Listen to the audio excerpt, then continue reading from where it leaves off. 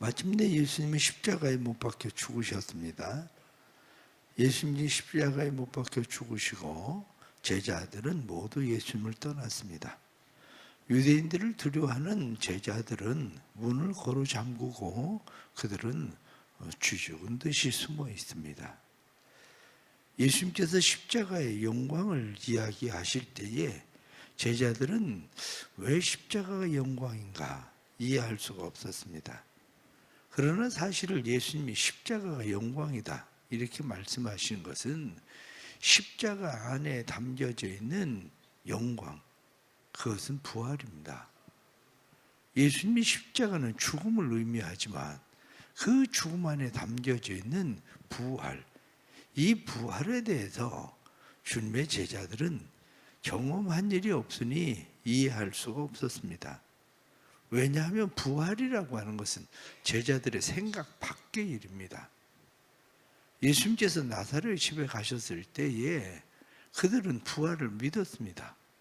그들이 믿었었던 부활이라고 하는 것은 우리가 죽고 나면 그 다음에 부활할 것을 믿습니다.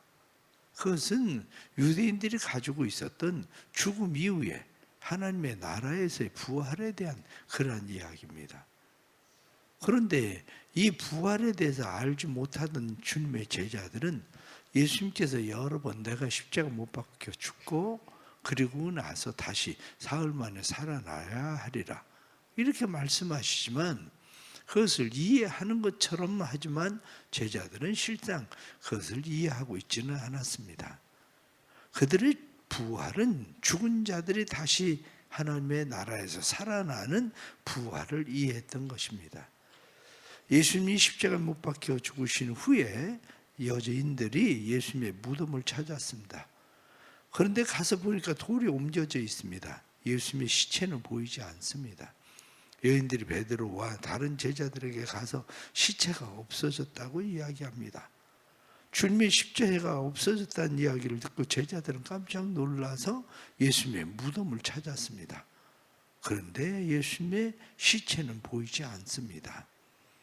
예수님은 여인들에게 나타나시고 뿐만 아니라 제자들에게 나타나셔서 그들에게 평강이 있을지어다 말씀을 하시고 자신의 손과 옆구리를 보여주시고 예수님께서 자신을 믿을 것을 이야기하십니다. 그리고 중요한 이야기를 오늘 성경에 말씀하시는데 그것은 23절 말씀 보면 너희가 누구의 죄든지 사하면 사하여질 것이요 누구의 죄든지 그대로 두면 그대로 있으리라. 예수님께서 그렇게 말씀을 하십니다.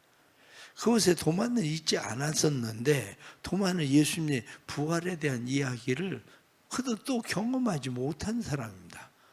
예수님의 제자들이 부활을 하셨다고 이야기를 하는 그 이야기를 경험하지 못한 제자 도마는 나는 내가 보지 않고는 믿을 수가 없다. 그렇게 또 말합니다. 엿새 후에 예수님께서 도마에게 나타나십니다.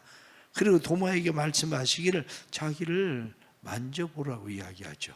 내 손과 내 옆구리를 만져보고 그리고 나를 믿으라. 그리고 믿음 없는 자가 되지 말고 믿는 자가 되라. 예수님께서 말씀하시면서 나를 본거로 믿느냐 보지 못하고 믿는 사람이 더 복되다. 이렇게 말씀하시는 것입니다. 오늘 우리는 다시 예수님과 예수님의 제자들 사이에 간격에 대해서 간극에 대해서 다시 우리는 생각하지 않을 수 없습니다. 예수님과 예수님의 제자들 사이에는 보이지 않는 간극이 있습니다. 그것은 제자들이 자기들의 생각의 한계를 벗어나지 못하는 상황, 그 현실입니다. 그들은 자기들 나름대로 가지고 있는 고정관념이 있습니다. 그 고정관념의 한계를 벗어난다는 것은 결코 쉬운 일이 아닙니다. 왜냐하면 우리가 한 예를 들어서 생각을 하면 제가 여러분들을 이렇게 바라보고 있을 때에 여러분들의 눈동자가 저를 바라보고 있습니다. 여러분들의 눈과 코와 입과 여러분들의 모습들이 제 눈에 보이죠. 그래서 제가 이야기하기를 사람들이 두 눈으로 나를 새벽인데도 그냥 또렷하게 반짝반짝 쳐다본다 이렇게 얘기하는데 뒤에서만 여러분들을 보고 있는 사람이 누군가가 생각할 때 도대체 무슨 얘기를 하는 건가? 내가 볼 때는 머리카락으로 뒤에 덮여있는 뒤통수만 보이는 사람들이 앞에 눈이 있고 코가 있고 입이 있다는 얘기를 어떻게 이해를 하겠습니까? 반짝반짝하는 눈으로 바라보고 있다는 사실에 대해서 이야기를 할 때에 아니 무슨 눈이 있다는 얘기인가? 까만 것으로 뒤덮여 있는 거 말고는 아무것도 없는데 뒤에서 그 모습을 늘 본 사람은 앞에 모습을 한 번도 본 적이 없는 사람은 헛것을 보나? 그렇게 생각할 수밖에 없습니다. 지금 예수님과 예수님의 제자들 사이가 바로 그렇습니다. 예수님께서는 부활에 대해서 그동안 쭉 이야기를 하셨습니다. 십자가 안에 영광이 있음을 예수님께서 쭉 이야기하셨지만 주님의 제자들은 아직 부활에 대해서 무엇인가를 모르고 있는 제자들입니다. 그러기에 이해할 수 없었던 그런 제자들, 예수님이 생각할 땐 답답할 수밖에 없지만 그러나 그들은 본 적이 없는데 자기의 고정관념, 생각을 벗어나 본 일이 없는데 그들이 어떻게 그것을 이해할 수 있겠습니까? 우리의 삶 속에서도 역시 마찬가지입니다. 우리가 믿는 사람과 믿지 않는 사람들 사이에 보여지지 않는 이 간극이라고 하는 것은 어마어마하게 큽니다. 내가 예수를 믿고 구원을 받은 사람, 그 사람들이라 할지라도 구원받은 과정이 각각 다 다릅니다. 구원받는 사람들이 예수를 믿고 구원을 받은 것은 같지만 어떤 사람은 모태신앙이라 태어나면서부터 그냥 자연스럽게 예수를 믿게 되고 그냥 받아들이게 된 사람도 있고, 어떤 사람은 끊임없이 예수를 부인하다가 예수를 믿게 된 사람도 있고, 어떤 사람은 성령 체험을 하고 그리고 어느 날 갑자기 예수를 믿게 된 사람도 있고, 사람마다 각각 다 다릅니다. 그러면 각각 다른 사람들의 신앙이 오늘날 우리의 신앙생활을 하는 모습을 보십시오. 서로를 이해하지 못합니다. 예수를 믿고 구원을 받았음에도 불구하고 서로를 이해하지 못하는데, 예수를 믿지 않는 사람들이 우리를 이해한다는 것은 지극히 어려운 일입니다. 왜냐하면 우리가 하나님의 나라가 있다는 이야기를 하고 죽어서 천국에 갈 수 있다는 이야기를 하고 죄사함을 받았다는 이야기를 할 때에 그 사람들은 도대체 내가 죄의 무게를 느껴본 적이 없는데 무슨 죄사함을 받습니까? 사람이 세상을 살아가면서 그 정도 죄 안 짓고 사는 사람이 어디 있겠습니까? 그렇기 때문에 그 사람들이 이해한다는 것은 결코 쉬운 일이 아닙니다.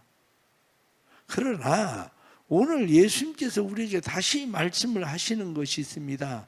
그것은 아버지께서 나를 보내신 것 같이 나도 너희를 보낸다, 이렇게 말씀하신 거죠. 나도 너희를 보낸다 이렇게 말씀하시면서 중요하게 말씀하신 것이 누구의 죄든지 사하면 사하여질 것이요 누구의 죄든지 그대로 두면 그대로 있을 것이다, 이렇게 말씀하십니다. 그러나 이 말씀 속에서 내가 누구의 어떤 사람의 죄를 용서한다고 해서 그 사람의 죄가 용서되는 거냐, 이 이야기를 하고 있는 것은 아니라는 사실에 대해서 이해가 필요합니다.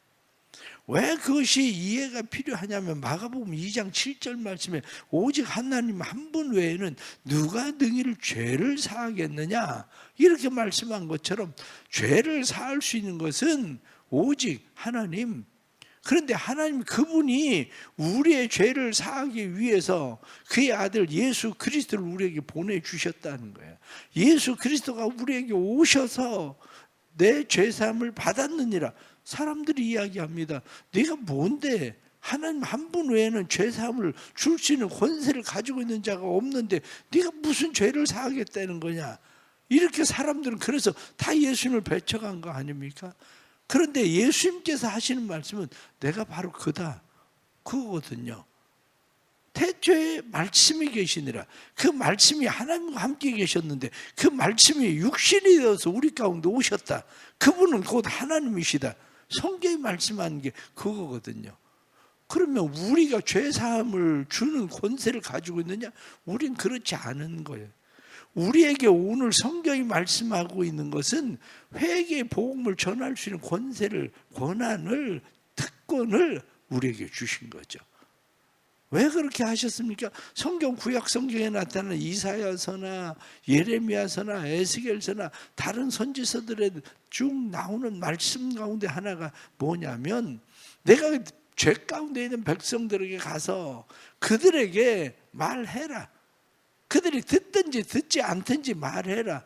만일 그 사람들에게 네가 말하지 않으면 그 핏값을 나는 너에게서 찾을 거고, 그리고 네가 말하면 그들이 말을 듣고 돌아오면 그들이 용서를 받을 것이고, 그리고 그들이 돌이키지 아니하면 그들의 핏값은 그 머리로 돌아갈 거다, 그 얘기거든요.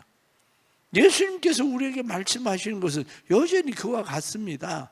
예수님은 우리에게 내가 너희를 보낸다 이렇게 말씀하는 것은 너희는 이미 죄 용서함, 부활이 무엇인지를 아는 하나님이 세상에 예수 그리스도를 왜 보내셨나, 마태복음 1장에 나타난 말씀처럼 자기 백성을 죄에서 구원할 자 이렇게 말씀하시는, 죄에서 그분이 우리를 구원할 자라는 사실을 알게 하기 위해서 내가 너희를 보낸다 그렇게 얘기하는 거죠. 그분이 우리의 죄를 사하시는 분이라는 사실에 대해서 너희가 말해야 된다 그렇게 말씀하고 있는 겁니다. 그러기에 우리는 나아가서 우리가 해야 되는 것이 용서의 복음, 용서의 메시지. 우리가 예수 그리스도를 믿으면 죄 용서함을 받는다.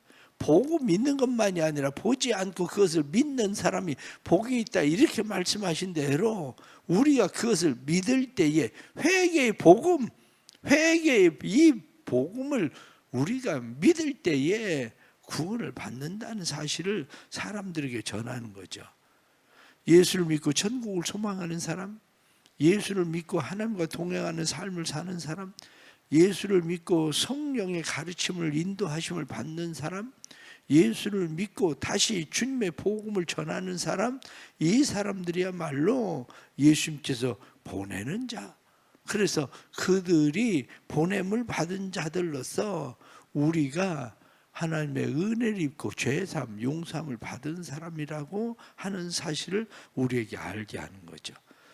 마가복음 11장 25절 말씀에 서서 기도할 때 아무에게나 혐의가 있거든 용서하라. 그리하여야 하늘에 계신 너희 아버지께서 너희 허물을 사하여 주시리라. 누가복음 17장 4절 말씀에 만일 하루 7번이라도 내게 죄를 얻고 7번 내게 돌아와 내가 회개하노라 하거든 너는 용서하라. 에베소 4장 32절 말씀에 서로 인자하게 여기며 불쌍히 여기며 서로 용서하기를 하나님이 그리스도 안에서 너희를 용서하심 같이 하라. 골로새서 3장 13절 말씀에 누가 네게 혐의가 있거든 서로 용납하고 피차 용서하되 주께서 너희를 용서하신 것 같이 하라. 이 성경에 나타난 이런 말씀들은 너희가 용서하라 용서하라 이렇게 말씀하는데, 너희가 그 용서의 복음, 죄사함의 복음, 너희가 그것을 받았다면 너희가 그것을 그렇게 행하는 것이 마땅하다 이렇게 말씀하는 겁니다.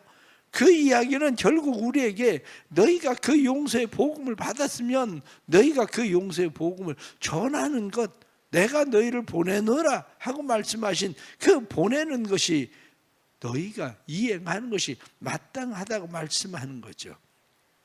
그래서 이사야 55장 7절 말씀에 보면 악인은 그 길을 불의한 자는 그 생각을 버리고 여호와께 돌아오라. 그리하면 그가 긍휼히 여기시리라. 우리 하나님께 나오라. 그가 널리 용서하시리라.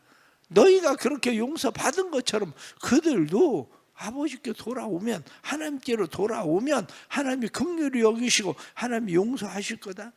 요한일서 1장 9절 말씀에 만일 우리가 우리 죄를 자백하면 저는 미쁘시고 의로우사 우리 죄를 사하시고 모든 불의에서 우리를 깨끗게 하실 것입니다. 성경이 말씀한 것처럼 우리가 그렇게 행할 때에 우리도 깨끗하게 여김을 받은 것처럼 그들도 깨끗이 여김을 받을 것이라는 거죠.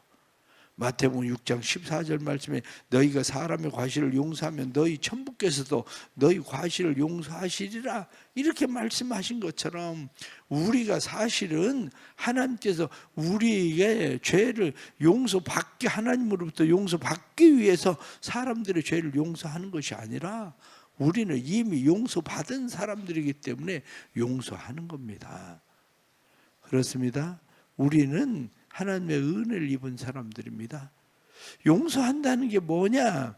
성경이 내가 너희를 보낸다 하고 말씀할 때에 성경에 누구에 대해 죄든지 그대로 있으면 그대로 있지만 말씀에 사하면 사하여 지리라. 여기서 나타나는 사하면이라고 말씀하는 것이 용서한다는 거예요. 그것이 아피엠이 이렇게 용서 그렇게 돼 있단 말이죠. 이 용서라고 하는 말은 이스라엘 백성들이 아사셀 양에게 안수하고 이스라엘의 백성들의 죄를 그에게 짊어지우고 그를 떠나 보내는 거. 그래서 죄를 멀리 떠나 보내는 걸 용서라고 그러는 거예요. 즉 우리가 예수를 믿는다는 것은 죄를 그에게 전가시켜서 그분이 우리의 죄를 짊어지고 가는 하나님의 어린 양이다 이렇게 말씀한 것처럼 그분이 우리의 죄를 짊어지고 멀리 떠나가는 거거든요. 다른 사람들에게 죄에 대해서 그렇게 그것을 깨닫고 알게 하는 겁니다. 그래서 성경에 나타난 말씀처럼 이사야 44장 22절 말씀 보면 내가 내 허물을 빽빽한 구름에 사라짐과 같이 내 죄를 안개에 사라짐과 같이 도말하리라. 용서라는 게 그거예요. 사라짐, 도말.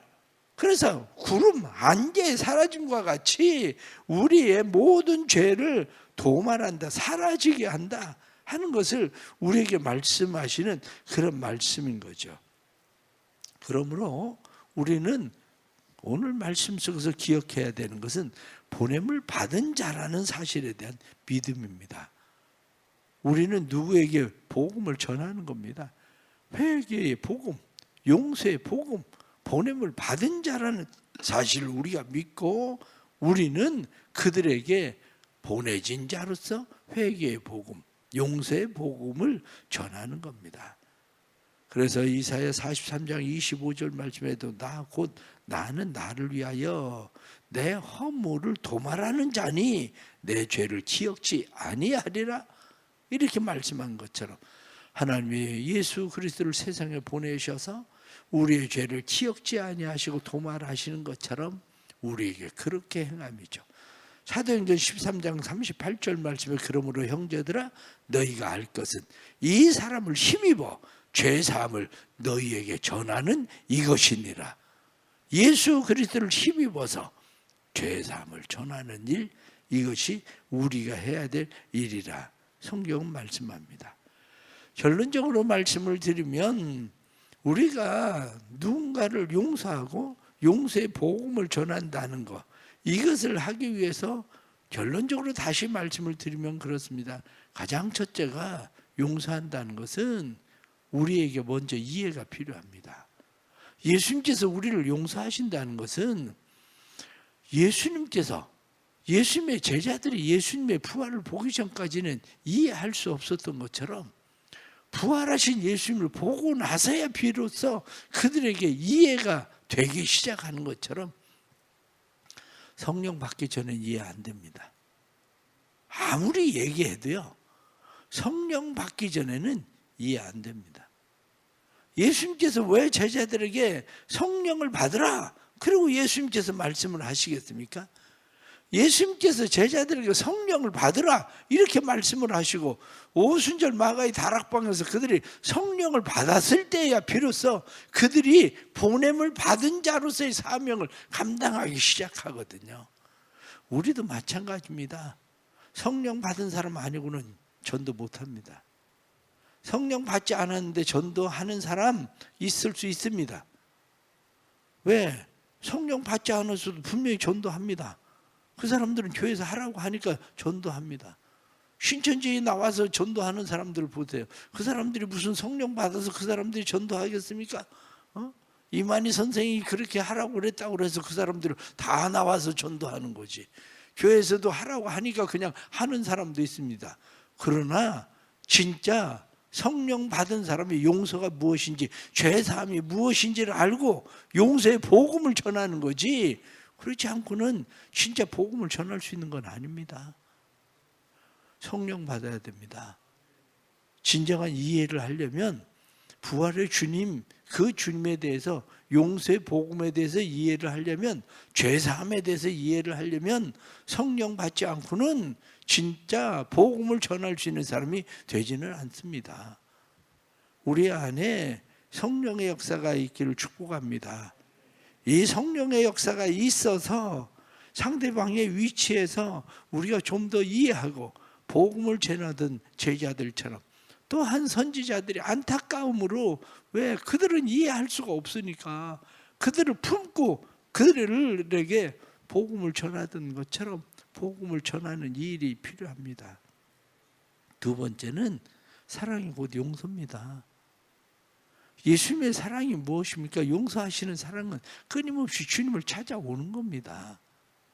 예수님의 제자들이 문을 걸어 잠그고 있어도 그 다음 21장이 넘어가면 또 다시 그들이 우리는 고기나 잡으러 가야 되겠다, 그리고 고기를 잡으러 가도 주님께서 그들을 다시 찾아오고 또 찾아오시던 것처럼 우리가 해야 되는 것은, 용서는 곧 사랑입니다. 사랑해야 용서가 되는 거지. 그래서 베드로전서 4장 8절 말씀에 무엇보다도 열심으로 서로 사랑할지니 사랑은 허다한 죄를 덮느니라. 그들의 이해하지 못하는 그것을 덮을 수 있는 것도 사랑이고, 그들을 받아들이고 품을 수 있는 것도 결국 사랑입니다. 사랑. 그 사랑으로 그들을 품고 용서할 때에 우린 그들에게 갈 수 있는 거죠. 우리가 요한복음 8장에 나타난 말씀처럼 가늠하다가 현장에서 잡힌 여인, 그 여인에게 예수님께서 무엇라고 이야기하십니까? 나도 너를 정죄하지 아니한다, 그렇게 말씀하셔요.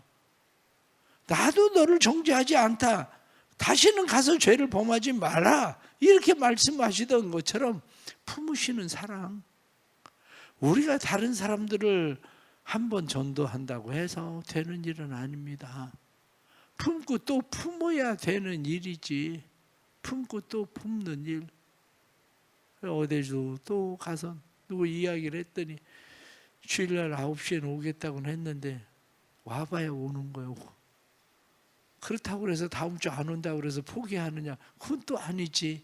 그때 안 와도 또 품어야 되는 거고. 그게 왜? 그게 사랑이라는 거예요. 성경은 그것이 바로 사랑이다, 이렇게 말씀하는 거죠. 그렇습니다. 우리는 1만 달란트 탕감받은 사람입니다. 1만 달란트 탕감받은, 용서받은 사람입니다. 그런데 100데나리온 빚진 사람에게 용서하지 못하는 사람처럼 우리는 그렇게 행동하고 있는 거죠. 오늘 주님과 주님의 제자들 사이의 간극을 우리는 봅니다. 그러면서도 주님은 그들에게 내가 너희를 보낸다 말씀하십니다. 그리고 제 예수님은 그들을 끊임없이 품습니다. 그들이 성령을 받았을 때야 비로소 주님을 알게 되고 부활을 알게 됩니다. 우리의 삶에 이러한 은혜가 있어서 또 마음에 품은 오이코스들이 주께로 돌아오게 되는 놀라운 은혜가 우리를 통해서 나타날 수 있게 되기를 간절히 바랍니다. 기도하겠습니다. 하나님 아버지, 마음의 오이코스들을 품고 있습니다.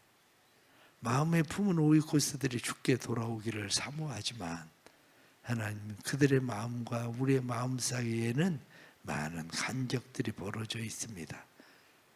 우리가 사람의 앞모습을 보고 말하는 사람, 그 사람을 사람의 뒷모습만 보고 있었던 사람이 도저히 이해할 수 없는 것처럼 부활과 영생을 경험하지 못한 사람들이 죄사함과 부활과 영생을 경험한 사람들을 어떻게 이해를 하겠습니까?